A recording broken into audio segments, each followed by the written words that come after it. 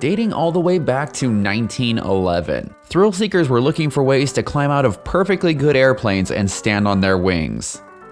Back in the day, barnstorming events and flying circuses were very popular, and wing walkers always seemed to steal the spotlight at these shows.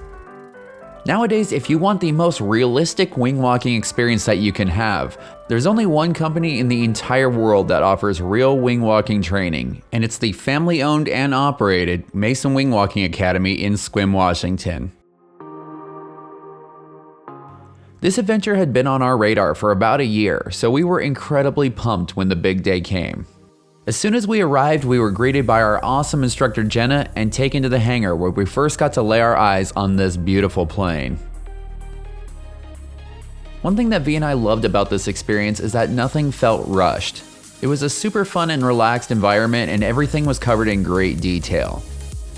After checking out the planes, the seatbelt, and the safety gear that they provide, it was time to begin the lesson. You can definitely say that Jenna knows a thing or two about wing walking because she's been doing it since she was about 10 years old. There are a lot of really precise movements that you need to make in wing walking, so it's very important that you run through the practice until you know you've got it. Luckily for us, Jenna was a fantastic teacher, and she was always there to correct us if she saw that there was a way that we could do something a little bit better. Your choice of footwear is very important. Narrow shoes like Chucks are great because they slide into the footholds on the top wing a lot easier. Between the care that they take in their training and the safety systems that they have in place, it's not hard to see why they've had a flawless safety record for well over a decade. I think that one of the trickiest things that we had to learn was how to buckle the seatbelt behind our back so it wasn't flapping in the breeze when we climbed down from the top wing. V's smaller frame was pretty much made for wing walking. She was able to climb up and down through the wires with pretty much no problem. I, on the other hand, have much broader shoulders, so it takes a little bit more finagling to get up to the top. This was my first practice run of the day, and so things were a little bit sloppy. I definitely got better at it as the day went on. After you get into place, get your seatbelt on and get it tightened to a pretty insane level. You need to throw the double thumbs up to show that you're ready to have some fun.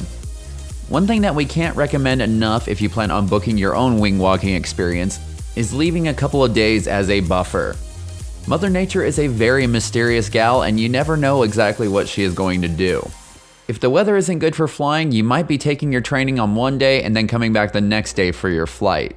And that is exactly what happened to the group the day before us. So the next thing we knew, they were wheeling out the beautiful silver and black plane so that the group before us could get their flights in.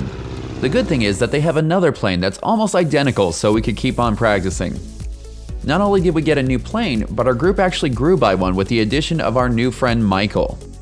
Since people are probably not going to believe that you are crazy enough to go wing walking, they have put GoPros on the wing and tail of the plane. This will give you both pictures and video of your experience. Most of the flight footage that you'll be seeing in just a second actually came from their cameras. We ended up doing both the upper and lower wing when we went, and we highly recommend it. They are both very different experiences. Both wings on this plane are made out of canvas, so you need to be really aware of your foot placement. Stepping in the wrong place could result in tearing the wing, and since the wing keeps you flying, that's probably not a great thing to do. After we finished practicing, Jenna showed us what some of the higher levels of wing walking look like, and man does that look fun. And then we all loaded into our cars and headed to the airport because it was time to stand on top of a flying airplane.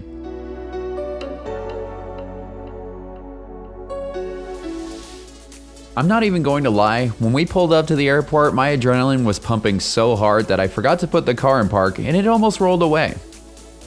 Luckily, I caught it in time, and soon we were doing one final walkthrough with Marilyn and Mike, who have, by the way, been flying and wing walking since 1983.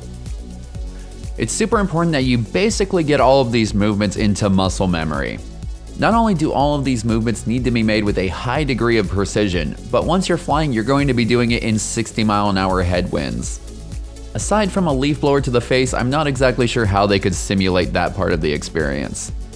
After we agreed that we were all ready to rock, they asked for volunteers of who was going to go first, and V pretty much launched herself up onto the wing of the plane. It is a pretty surreal feeling taxiing down the runway in a biplane, knowing what you're about to be doing in around 10 minutes.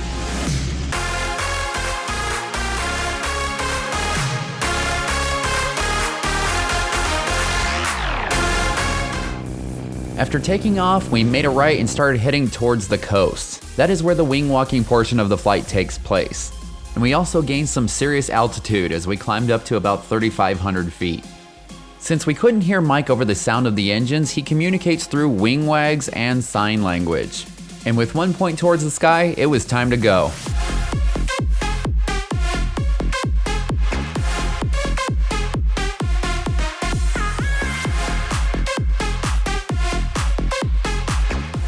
Fighting the wind definitely took things up to a whole nother level. We were both really grateful that they spent so much time working on our form with us. When you're fighting against the wind, everything that they said made much more sense. And I don't know if I mentioned this part before, but you're not going for a regular plane ride. You're going to be doing some acrobatics up there.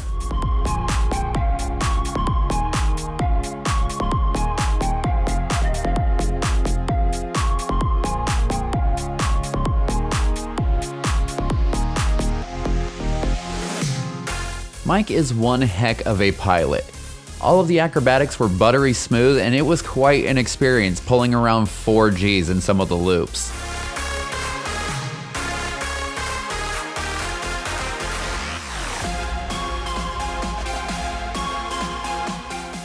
If you've ever dreamt of flying like Superman, this is pretty much about as close as I think that you can get.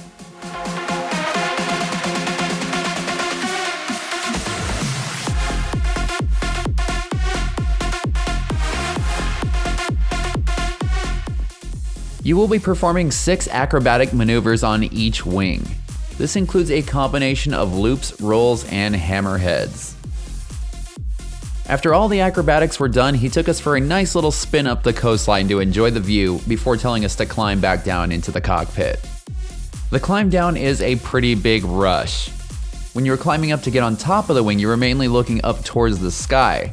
But now you need to look down to find your footing, and that also means looking down a couple thousand feet. The good thing is that all of the holds that you have to grab on the way up and down are really solid, so you shouldn't have any problem at all. Almost as soon as we got into the cockpit, we got the sign that we can head out onto that left wing. I think that we were both just a tiny bit more concerned about doing the lower wing because we didn't want to make a wrong step and damage the plane. The wind really wants to push your feet towards the back of the plane, so you have to take your time, move really slow, and watch where you're going. Once you get out to the javelin, you need to use just a little bit of flexibility to get your foot over it. The craziest thing about the lower wing is that unlike the upper wing where you are seatbelted in, there isn't any way to seatbelt yourself to the javelin. But worry not, because once your legs are wrapped around the javelin and your butt's pressed up against the wires, you can't really go anywhere. And once we were ready, it was time to get back to those acrobatics.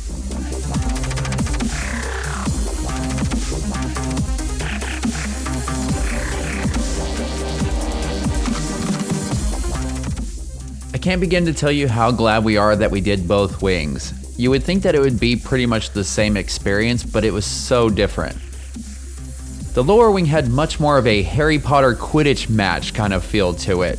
If Harry Potter could go 140 miles an hour, that is.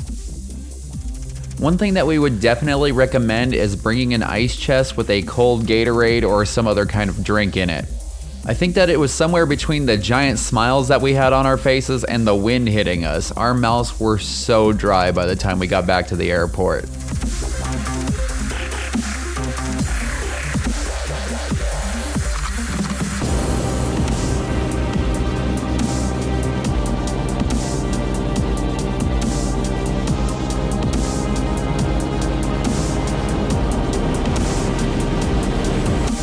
After all the acrobatics were over, it took me a second to process what I just experienced. All I could do was sit there and laugh like a maniac while V was perfecting her selfie game. With one final wing wag, we were once again called back to the cockpit. It was way too late in the flight to screw up now, so we very slowly and steadily inched our way back across the wing.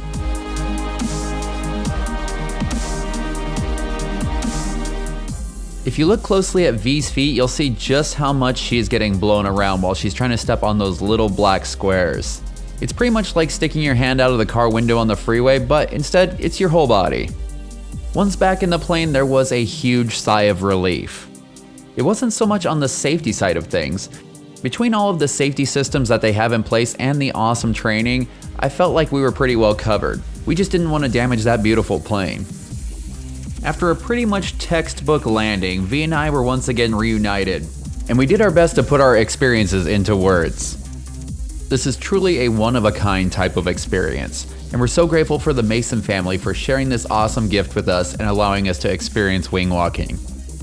This was definitely an experience that neither of us will ever forget. Oh, and if you're wondering how our new friend Michael did on his wing walk, he did pretty dang awesome as well. One last thing to mention is that not only do you get the video and pictures as a souvenir, but Marilyn presented us with these really cool challenge coins at the end of the day. If you're looking for the thrill of a lifetime, you should definitely give the Mason Wing Walking Academy a call. What do you think about wing walking? Would you give it a try? Let us know in the comments below. To stay up to date with all of our adventures, don't forget to subscribe. And to find out more about wing walking and other awesome adventures, head on over to 𝐿𝑇AdventureLife.com.